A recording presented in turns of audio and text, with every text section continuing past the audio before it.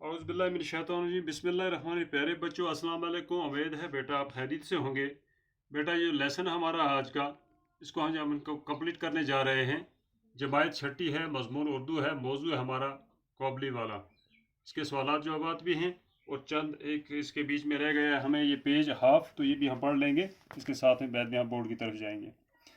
मैंने इसको कीमत अदा करनी चाहिए, तब इसने मेरा हाथ पकड़ लिया और कहा, आपकी मेहरबानी मैं कभी नहीं भूल सकता, मुझे कीमत न दीजिए बाबूजी।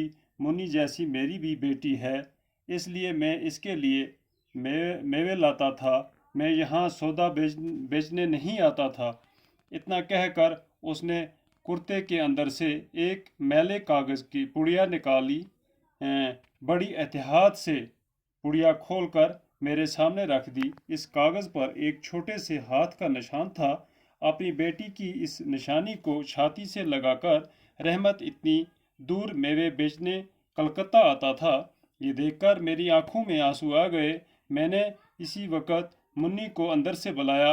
मुन्नी शादी के कपड़े और जेवर पहने हुए आई और शर्माई शर्माई मेरे सामने खड़ी हो गई।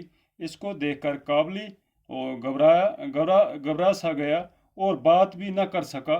फिर उसने हंस कर कहा, मुन्नी तो तू ससुराल जा रही है। अब मुन्नी ससुराल के माने समझने लगी थी। उसने शर्मा के सर झुका लिया। रहमत कुछ सोचकर ज़मीन पर बैठ गया। इसको यकायक एहसास हुआ कि इसकी बेटी भी इतने दिनों में बड़ी हो गई होगी।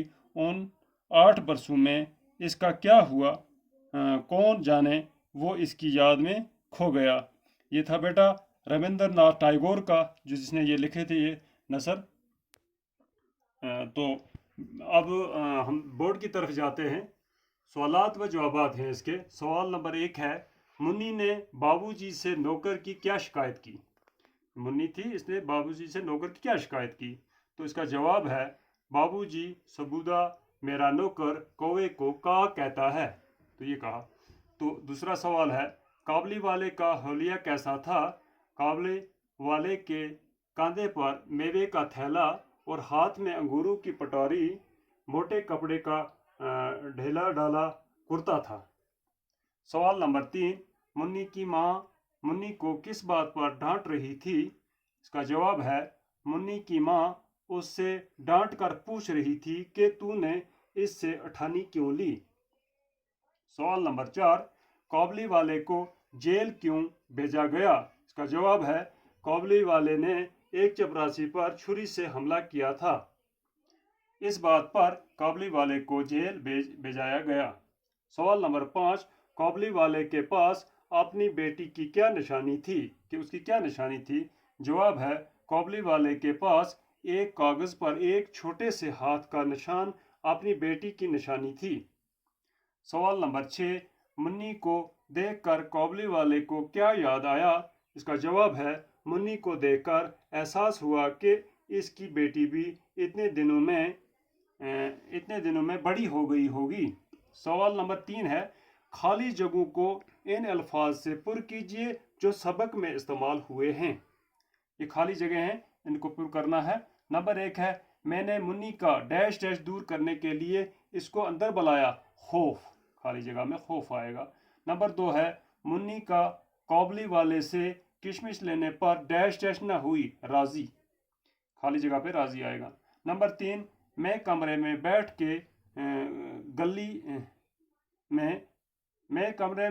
बैठा कि गली में डैश डैश सुनाई दिया, बड़ा शोर व गुल सुनाई दिया। शोर व गुल आएगा यहाँ पर। नंबर 4 है, आज मैं बहुत डैश डैश हूँ, तुम फिर आना मसरूफ। तो बेटा ये सवालों को दोबारा रिवीजन करते हैं हम। देखो, मुन्नी ने बाबूजी से नौकर की क्या शिकायत की। इसका जवाब है, बाबूजी सबूदा मेरा नौकर कौवे को का कहता है। इसका जवाब है।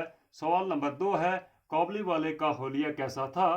तो जवाब है, कौबली वाले के कंधे पर मेवे का थैला और हाथ में अंगूरों की पटोरी, मोटे कपड़े का ढेला डाला कुर्ता था। नंबर 3 है, मुन्नी की माँ मुन्नी को किस बात पर डांट रही थी। इसका जवाब है, मुन्नी की माँ उससे डांट कर पूछ रही थी کہ تو نے اس سے اٹھانی کیوں لی؟ اٹھانی لی تھی کس سے نے؟ اس کوبلی والے سے لی تھی۔ تو سوال نمبر 4 ہے کوبلی والے کو جیل کیوں بھیجا گیا؟ جواب ہے کوبلی والے نے ایک چپراسی پر چھری سے حملہ کیا تھا، تو اسی بات پر کوبلی والے کو جیل بھیجایا گیا۔ سوال نمبر 5 کوبلی والے کے پاس اپنی بیٹی کی کیا نشانی تھی؟ کہتے ہیں کوبلی والے کے پاس اپنی بیٹی کی کیا نشانی تھی؟ اس کا جواب ہے کوبلی والے کے پاس ایک کاغذ پر ایک چھوٹے سے ہاتھ کا نشان اپنی بیٹی کی نشانی تھی۔ سوال نمبر 6 ہے منی کو دیکھ کر کوبلی والے کو کیا یاد آیا؟ جواب ہے منی کو دیکھ کر کوبلی والے کو احساس ہوا کہ اس کی بیٹی اتنے دنوں میں جوان ہوگی ہوگی۔ تو بیٹا اسی کے ساتھ یہ جو ہے ہمارے لیسن آج کمپلیٹ ہوا۔ باقی خدا حافظ۔